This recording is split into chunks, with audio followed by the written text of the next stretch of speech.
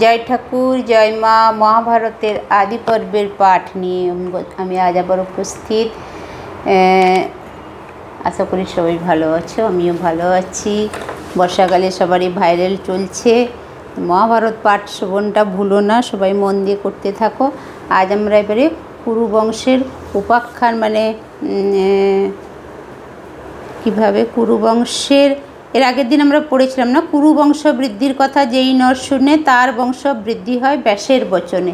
এই যে কুরু নামটা আমরা কোত্থেকে পেয়েছিলাম, মাঝে মাঝে একটু একটু করে না বলে রাখলে কোথাও পাঠ যারা শুরু থেকে শোনেনি ওদের জন্য একটু বলে রাখি। কুরু বংশ আমরা পেয়েছিলাম দুষ্মন্ত শকুন্তলার ছেলে ভরতের কয়েক বংশ পরে সম্বরণ বলে একজন রাজা হয়েছিল। সম্বরণের সময় হস্তিনাপুরে এত অনাবৃষ্টি হয়েছিল যে দেশে ভীষণ দুর্ভিক্ষ এসে গেছিলো। আর পাশে পাঞ্চালীর বাবার যে রাজ্য, পাঞ্চাল রাজ্য তখন কি করেছিল, হস্তিনাপুরকে দখল করে নিয়েছিল। আর সম্বরণ জঙ্গলে জঙ্গলে প্রায় 1000 বছর ঘুরে বেড়িয়েছিল। তারপরে বশিষ্ঠের আশীর্বাদে আবার সম্বরণ তার নিজের রাজ্য উদ্ধার করে। সম্বরণের নাতি ছিল কুরু। কুরু আবার নিজের মানে বিদ্যা বলে, বাহুবলে হস্তিনাপুরে আবার একটা ভালো রাজ্যের উত্থাপন করেছিল। আর তবে থেকে ওই কুরুর থেকে এখনও পর্যন্ত যতজন রাজা আসুক না কেন সবাই কুরু বংশ নামেই চলছে। আর তার আগেই পড়েছি হস্তিনাও একজন, হস্তিনা নামে ভরতের পরেই একজন এসেছিল হস্তিনা, যার নাম থেকে হস্তিনা হয়েছিল। আর এই কুরু থেকে কুরু বংশ, যেমন কুরু থেকে কুরুক্ষেত্রটাও ওখান থেকে হয়েছিল। এবারে আমরা পড়ব কুরু বংশের বৃদ্ধি কী করে হয়েছিল। এবারে গান্ধারীর শতপুত্র। গান্ধারীর আমরা দেখলাম যে গান্ধারী আশীর্বাদ পেয়েছিল মহাদেবের কাছ থেকে কি তার 100টা পুত্র হবে। সেই হেতু ভীষ্মদেব তাকে বরণ করে এনেছিল হস্তিনাপুরে অন্ধ রাজা যুধিষ্ঠিরের, ধৃতরাষ্ট্রের বধূ হিসাবে। এখন আমরা পড়ব গান্ধারীর শতপুত্র। এটা হচ্ছে ত্রিষ্টুপ ছন্দ। কহিলেন মুনি শুননিপ মুনি পূর্ব পিতামহ কথা, ব্যাসতাপ নিধি পূজে নিরবধি গান্ধারী সুবল সুতা। তার সেবা বসে বর দিল ব্যাসে হইয়া হরসযুত, মহাবলবান স্বামীর সমান পাইবে শতেক সুত। তো এটা মানে গান্ধারীর যে আশীর্বাদ পেয়েছিল সেইটা বলছে। পরম হরি সে কতক দিবসে গর্ভ ধরিল গান্ধারী, 20 মাস যায় প্রসবনা হয় চিত্তে চিন্তিত সুন্দরী।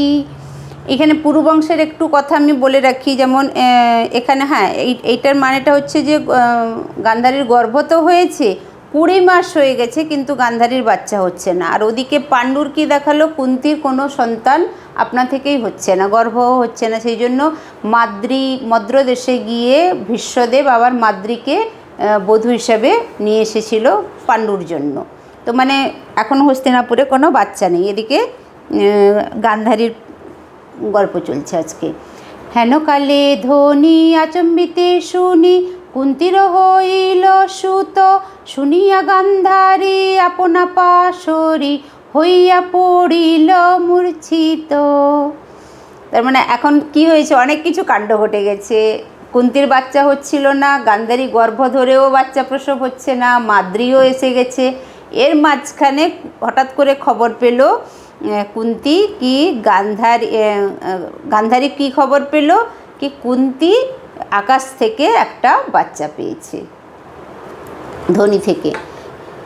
পুত্র হইল জ্যেষ্ঠ, রাজা হবে শ্রেষ্ঠ, কুরুকুল হবে রাজা, কুন্তি ভাগ্যবতী পাইল সন্ততি, সবাই করিবে পূজা।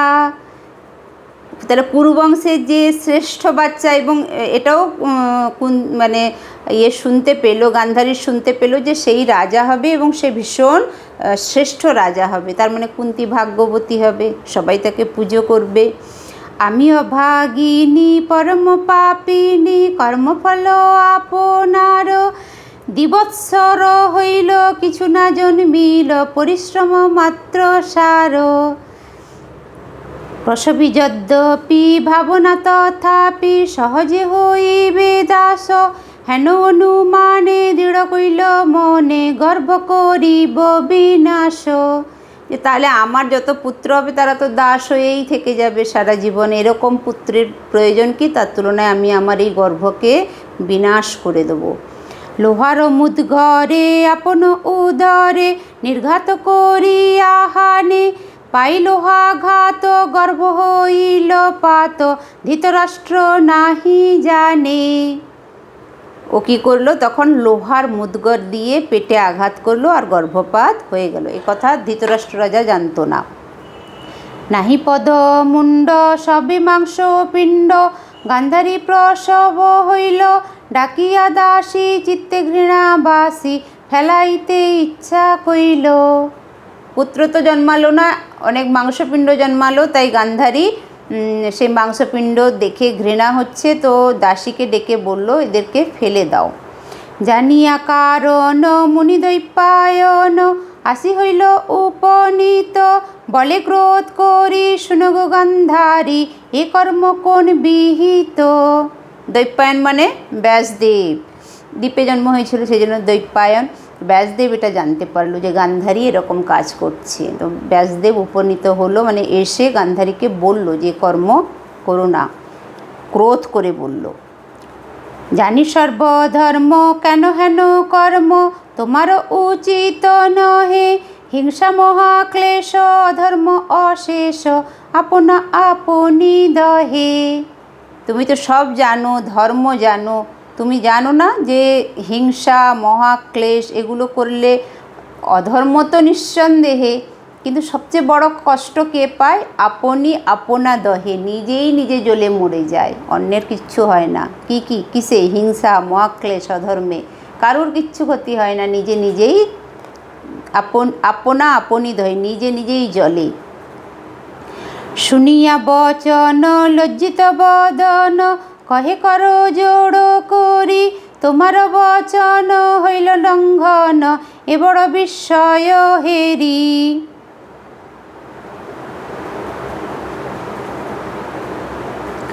তুমি আমাকে আশীর্বাদ করেছিলে যে আমার শতপুত্র সুন্দর হবে, কিন্তু তোমার আশীর্বাদ বৃথা যায়, এইটা দেখে আমি একটু বিস্ময় হয়ে গেছি। তুমি দিলা বর শতেক কুমার, হবে বলি আশা ছিল। যুগল বর সে মহাশ্রম ক্লেশে, মাংসপিণ্ড জন্মিল।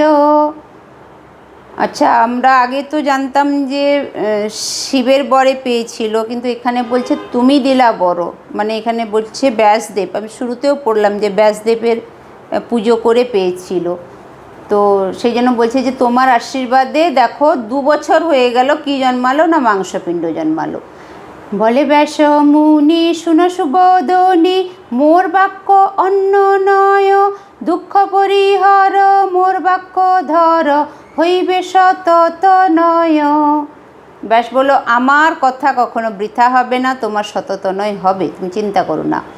শতকুম্ভ করি ঘৃতে তাহা পুরী, মাংসপিণ্ড সিঞ্চ জলে। এত বলি মুনি বসিলা আপনি, মাংসপিণ্ড করি কোলে। 100টা ঘোড়ার মধ্যে মাংসপিণ্ড ঘি ভরে মাংসপিণ্ডগুলোকে আবার কি জলে সিঞ্চন করে মাংসপিণ্ডকে নিয়ে কোলে বসলো। বসে কি করছে? শীতল জলেতে সিঞ্চিতে সিঞ্চিতে, যেন বিধি নিরমিল। এক মাংসপিণ্ড হইল খণ্ড খণ্ড, একাধিক শত হইল। আচ্ছা, কোলে নিয়ে ওর উপরে শীতল জল ছিটাতে ছিটাতে ছিটাতে ওই বড় মাংসপিণ্ডটা কি হয়ে গেল? 100টা ভাগে ভাগ হয়ে গেল। অঙ্গুলি পর্ব প্রায় হইল খর্ব, ঘৃতকুম্ভে লইয়া তুলে। তবু তপোধন সুদৃঢ় বচন, গান্ধারী দেবীরে বলে। এই কুম্ভগণে রাখিবা যতনে, নাহি হও উতরল। আপন ইচ্ছায় জন্মিবে তনয়, নাহি ভাঙ্গ মোর বল। কি এবারে তুমি আমার কথা মন দিয়ে শোনো। এই যে 100টা মাংসপিণ্ড 100টা ঘোড়ার মধ্যে রেখে গান্ধারীকে বলে গেল যে আমার এটা সুদৃঢ় বচন, তুমি শোনো, এই কুম্ভকে সুন্দর করে যত্ন করে রাখো, এর থেকে যেন না ভাঙে, আপন ইচ্ছায় ওগুলো ভাঙবে, ভেঙে ওখান থেকে বাচ্চা জন্মাবে। আমি যা বলে গেলাম আমার কথা যেন না কেউ ভাঙে, আমার কথা যেন সবাই মনে রাখে। নাহি ভাঙো মোর বলো, আমি যে বল মানে যে বচনটা বলে গেলাম সেটা যেন কেউ না ভাঙে। এত বলি ঋষি হিমালয়বাসী গেল হিমালয়ে চলি, তবে কত দিনে হইল দুর্যোধনে মূর্তিমন্ত যুগ কলি। তাহলে অনেক দিন পরে ব্যাসমুনি তো চলে গেল হিমালয়ে বাস করে, হিমালয় চলে গেল, এরপরে মূর্তিমন্ত কলি এসে জন্মালো দুর্যোধন হয়ে। ভীম যেই দিনে জন্মিল কাননে সেই দিনে দুর্যোধন, জন্মমাত্রিক ঘোর শব্দ ডাকে যেমন গৃদ্ধ গর্জন, তার ডাক শুনি যেন গৃধ ধ্বনি গর্ধগণ সব ডাকে, কুটকুট শৃগাল ডাকে পালে পাল নগর পুরিল কাকে। যেদিন দুর্যোধনের এখানে জন্ম হলো জঙ্গলে, তখন ভীমেরও জন্ম হয়ে গেছে। আর দুর্যোধন যে এখানে জন্মালো, দুর্যোধন জন্মানোর সঙ্গে সঙ্গে একটা আমরা আগেই জেনেছি বলছে কি ঘোর কলি এসে জন্মেছে। তো দুর্যোধন জন্মানোর সঙ্গে সঙ্গে চারদিকে ভীষণ শব্দ করে একটা সবাই ডাকাডাকি করছে, শৃগাল, কুকুর, গৃদ্ধ, আর পুরো নগর এতে ভরে গেছে, কাকে ভরে গেছে। বহে তপ্ত বাত সংঘনে নির্ঘাত, 10 দিক যায় পুরী, মিহির মুদিল রুধির বর্ষিল ঝঞ্ঝন হয় গিরি। তপ্ত বায়ু এমন বইছে 10 দিক যেন পুড়ে যাবে এমনি করে। এসব চরিত দেখি বিপরীত চিন্তিত কৌরবপতি, ভীষ্ম মহামতি বিদুর প্রভৃতি আনাইল শীঘ্র গতি। এই সমস্ত অমঙ্গলে দেখে কৌরবপতি ভীষণ চিন্তায় পড়ে গেল। ভীষ্ম বিদুর সবাইকে ডেকে আনলো। কাকে ডেকে আনলো? সবার অগ্রেতে লাগিল কহিতে, ধৃতরাষ্ট্র গুণাধার শব্দ শোনা গেল, পাণ্ডুপুত্র হইল বংশের জ্যেষ্ঠ কুমার। রাজা হবে সেই নাহিক সন্দেহ মোর মন।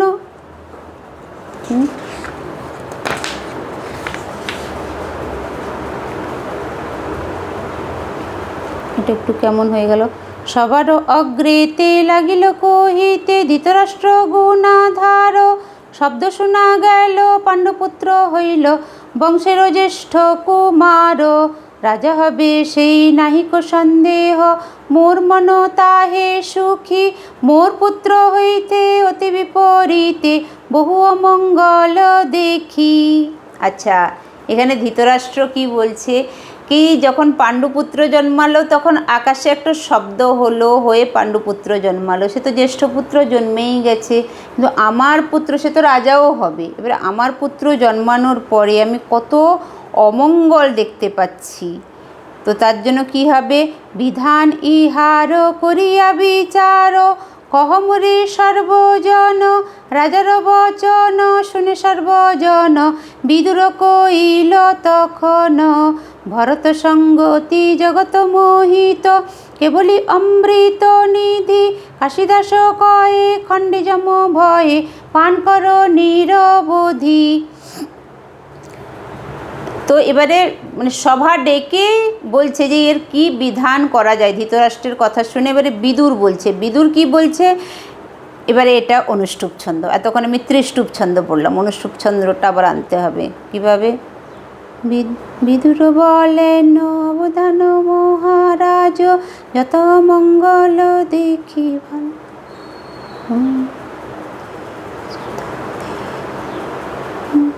বিদুর বলেন অবধান মহারাজ, যত অমঙ্গল দেখি ভালো নহে কাজ। ইতে প্রায়শ্চিত রাজা কিছু নাহি আর, তবে সে মঙ্গল হয় ত্যাজ এ কুমার। কুলের অন্তক রাজা এ পুত্র তোমার, ইহাকে পালিলে দুঃখ পাইবে অপার। নিজ কুল হিত যদি চিন্তহ রাজন, এখুনি হোক তব সতেক নন্দন। এবারে বিদুর তখন বলল যে এই বংশের বাচ্চাকে আমি পরামর্শ দিচ্ছি, একে ত্যাগ করো, না হলে তুমি অনেক দুঃখ পাবে রাজা। তোমার এই সমস্ত ছেলেকে তুমি ত্যাগ না করলে কুলাঙ্গার ছেলে। কুলাঙ্গার এই শিশু তোমার যে হইল, নিশ্চয় জানিও এই অধর্ম জন্মিল।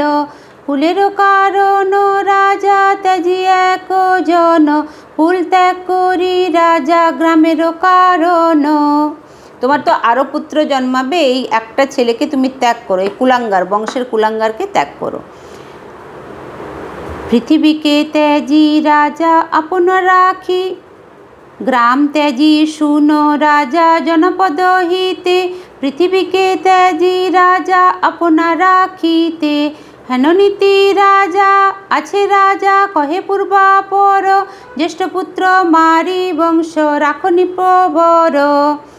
তাহলে কি জনপদের জন্য, রাস্তার জন্য গ্রাম ত্যাগ করা যায়, আর এই হেন পুত্র, যে পুত্রকে পৃথিবী ত্যাজি রাজা আপনা রাখিতে, পৃথিবীকে আপনার রাখিতে একটু বুঝতে পারছি না, যাই হোক এই জ্যেষ্ঠ পুত্রকে তুমি ত্যাগ করো, কেন কি এটা করলেই তোমার বংশ রক্ষা হবে। এতে বচন যদি বিদুর বলিল, পুত্র স্নেহ ধৃত রাষ্ট্র শুনিল।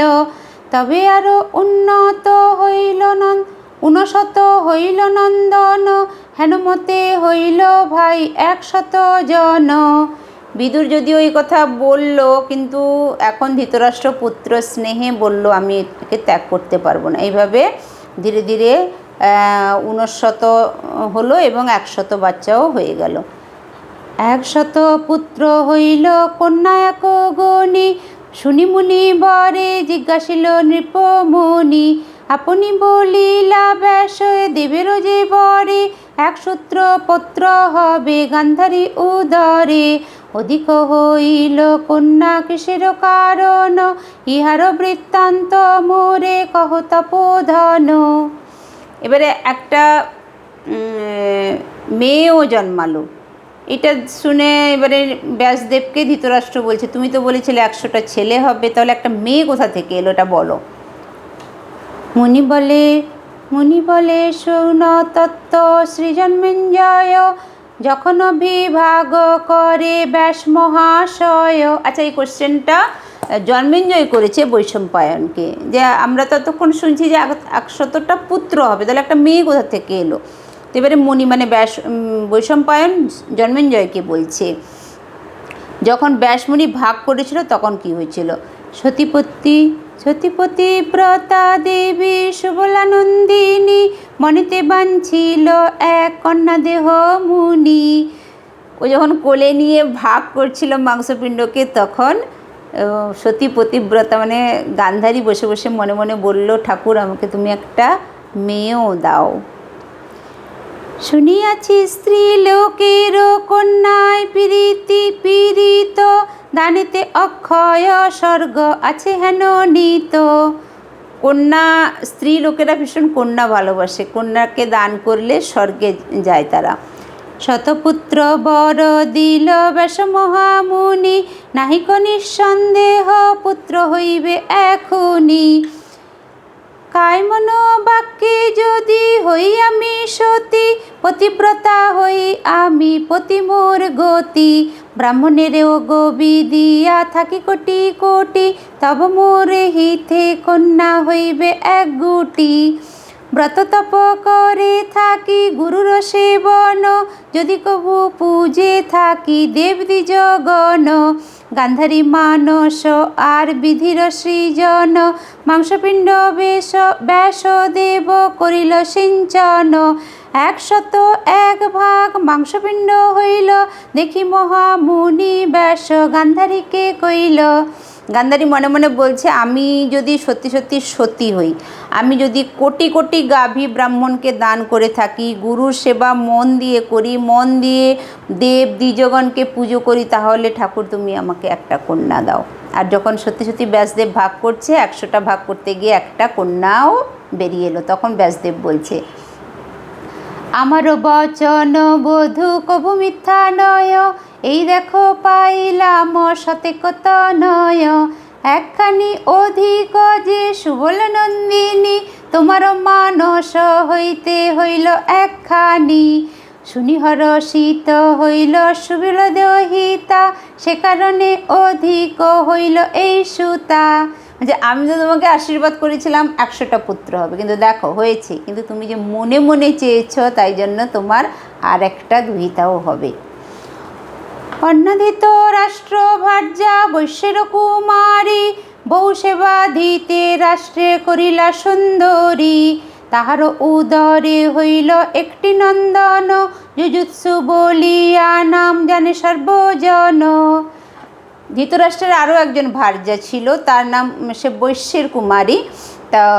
তা সে অনেক সেবা করতো ধৃতরাষ্ট্রের। তার থেকেও একটা পুত্র হয়েছিল যার নাম যুযুৎসু। হেনমতে একত্রে শত সহোদর, সবে মহাবলবন্ত পরম সুন্দর। বিবাহ করিল সবে রাজার কুমারী, জয়দ্রথ সমর্পিল দুঃশলা সুন্দরী। এইভাবে সব বাচ্চারা একসঙ্গে খেলে দুলে বড় হলো। বড় হওয়ার পরে সবাই ছেলেরাও সবাই বিয়ে করলো, আর জয়দ্রথের সঙ্গে দুঃশলারও বিয়ে হয়ে গেল। দুঃশলা গান্ধারীর ছেলে, মেয়ের নাম দুঃশলা। কৌরবেরও জন্ম কথা কহিলাম সবে, বলি শুনো পাণ্ডবের যে মত উদ্ভব। মহাভারতের কথা অমৃত লহরী, এক মনে শুনিলে তরয়ে ভববারি। ইহার শ্রবণে যত সুখ লাভে নর, এমত নাহিক সুখ ত্রৈলোক্য ভিতর। বলছে এইভাবে তো ধৃতরাষ্ট্রের সমস্ত পুত্রকন্যার গল্প হলো। এবারে পাণ্ডবের কথা শোনো। পাণ্ডবদের বাচ্চাগুলো কি করে জন্মেছে, এইগুলো শ্রবণ করলে তো অমৃতের লহরী। শুনলে ভবের এই দুনিয়ার সমস্ত তোমার পার হয়ে যাবে শুনলে। আর শুনলে এত সুখ, ত্রৈলোক্যেও এত সুখ নেই, শোনাতে যা সুখ। পাঁচালী প্রবন্ধে কহে রচিয়া প্রপয়ার, ভক্তিভরে শুনে যেন সকল সংসার। শুনো শুনো সাধু সুধি হয়ে এক মন, অপূর্ব ভারত কথা ব্যাসের বচন। সাধু সুধি ভক্ত সবাই শুনো, মন দিয়ে শুনো, পুরো সংসার, সকল সংসার মন দিয়ে শোনো। ব্যাসদেব যে ভারত গাথা লিখেছে, ভারতের কথা লিখেছে, এই অপূর্ব গাথা ব্যাসদেবের, সব মনেরা সবাই মন দিয়ে শোনো। এটা বারবার বলছে। ত্রৈলোক্যেও এত সুখ নেই, মহাভারত শ্রবণে যার সুখ আছে। আজ এতটা। জয় ঠাকুর, জয় মা। আমার চ্যানেলে যারা শুনছো মন দিয়ে শোনো। আমি দেখতে পাচ্ছি শোনা কম হয়ে যাচ্ছে, সাবস্ক্রাইব লাইক হচ্ছে না। সুখ তো এতেই, এইগুলো যদি না করো সুখ আর কোথায় পাবে? স্বর্গে সুখ নাই, সুখ মহাভারত শ্রবণে আছে। আমি বলছি না, ব্যাসদেব বলেছে। যে শুনবে না তাকে আমি আর কি বলতে পারি, শুনতে তো হবে। জয় ঠাকুর, জয় মা।